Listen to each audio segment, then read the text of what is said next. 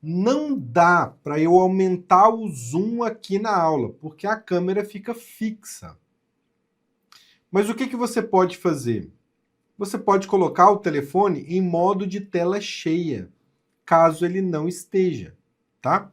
Então, por exemplo, ó, eu tô aqui, vou abrir a aula no meu celular aqui para te mostrar. Espera aí, se você está chegando aqui agora, eu sou o Bruno e ajudo quem tem mais de 50 anos a mexer no celular sozinha, sem medo e sem depender de ninguém.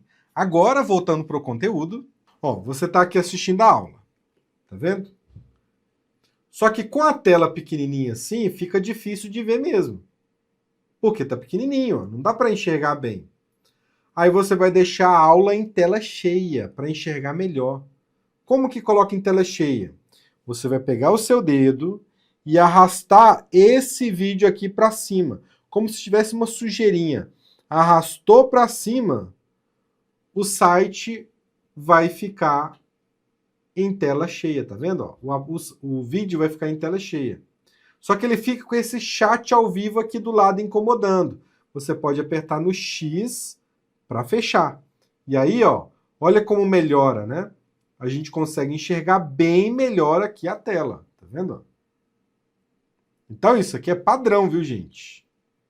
E se você, né, tiver uma Smart TV, uma TV com YouTube, pode colocar a aula na televisão também, filho. Aí ela fica grandona e você vai conseguir enxergar tudo na melhor qualidade possível, né? Em 4K, tá bom? Então assim você vai conseguir enxergar bem. Ó. Bruno, como que sai da tela cheia?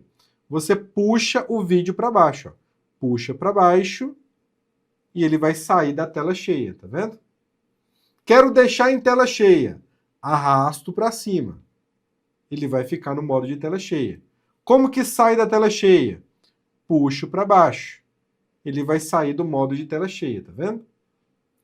Então é muito importante, gente, você saber esses recursos, né, para facilitar aí no aprendizado, né? Curtiu a dica? Então curte, comenta e se inscreva no nosso canal para que esse vídeo ajude mais pessoas.